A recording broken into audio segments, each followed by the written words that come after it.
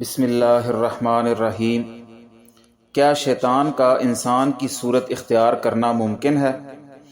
بظاہر یہ بات بڑی عجیب لگتی ہے کہ شیطان ابلیس انسان کی صورت اختیار کر سکتا ہے، تاہم سیرت رسول صلی اللہ علیہ وآلہ وسلم سے چند ایسے مصدقہ واقعات ملتے ہیں جو اس بات کی تائید کرتے ہیں، اور ان واقعات کا ذکر سیرت کی معتبر کتابوں میں بھی ملتا ہے۔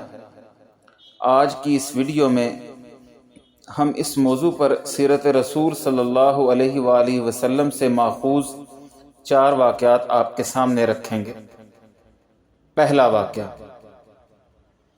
ہجرت مدینہ سے پہلے نبوت کے 13ویں سال 622 عیسوی میں مدینہ، جسے اس وقت یثرب کہا جاتا تھا، سے 70 سے زیادہ مسلمان فریضہ حج کی ادائیگی کے لیے مکہ تشریف لائے۔ اس موقع پر ان مسلمانوں نے مشرکین مکہ کے شر سے بچنے کی خاطر نبی صلی اللہ علیہ وآلہ وسلم سے رات کے وقت عقبہ نام کی ایک گھاٹی میں خفیہ طور پر ملاقات کی اور آپ کے ہاتھ پر بیعت بھی کی۔ اس بیعت کو بیعت عقبہ ثانیہ کہا جاتا ہے۔ بیعت مکمل ہو چکی تھی اور اب لوگ واپس جانے ہی والے تھے کہ ایک شیطان کو اس کا پتہ چل گیا۔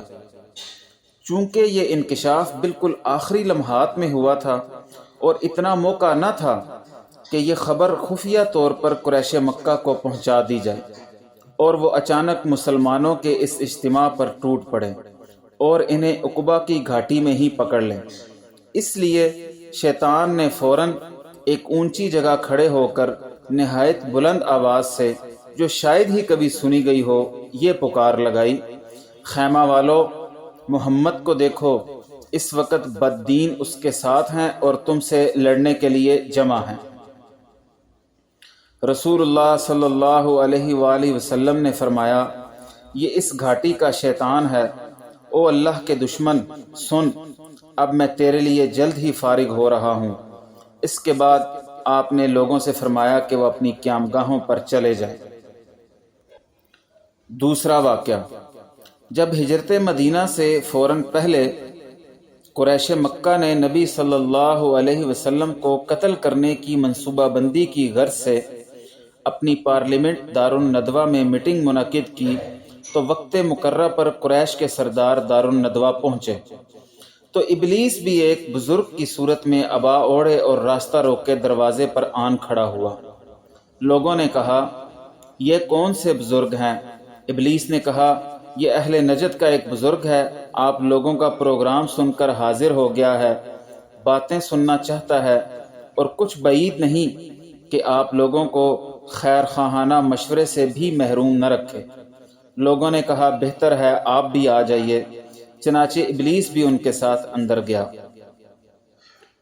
تیسرا واقعہ، جب نبی صلی اللہ علیہ وآلہ وسلم نے مکہ سے مدینہ کی طرف ہجرت کی اور مشرکین مکہ تمام کوششوں کے باوجود آپ کا سراغ لگانے میں ناکام ہو گئے، جبکہ آپ صلی اللہ علیہ وسلم مدینہ کی طرف سفر کرنے کے دوران معبد خزائیہ کے خیمے سے بھی گزرے اور آپ نے وہاں پر دودھ بھی پیا، تو ایک دن ادھر مکے میں ایک آواز ابھری جسے لوگ سن رہے تھے مگر اس کے بولنے والا دکھائی نہیں۔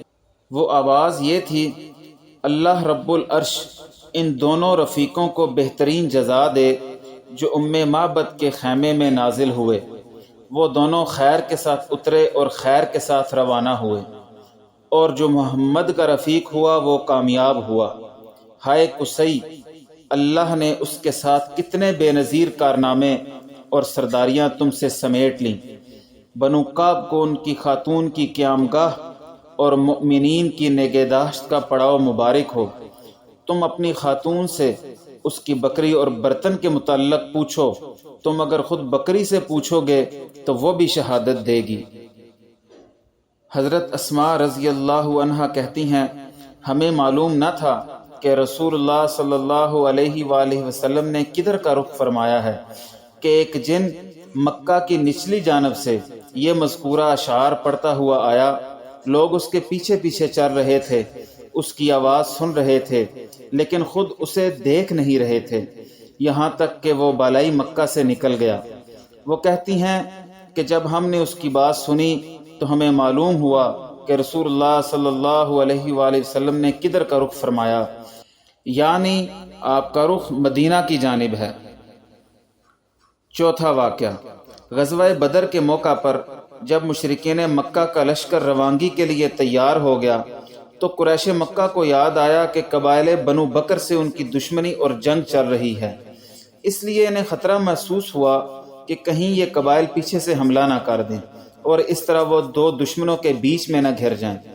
قریب تھا کہ یہ خیال قریش کو ان کے ارادہ جنگ سے روک دے، لیکن عین اس وقت ابلیس ملعون بنو کنانہ کے سردار سراقہ بن مالک بن جشم مدلجی کی شکل میں نمودار ہوا اور بولا، میں بھی تمہارا ساتھی ہوں اور اس بات کی ضمانت دیتا ہوں کہ بنو کنانہ تمہارے پیچھے سے کوئی ناگوار کام نہ کریں گے۔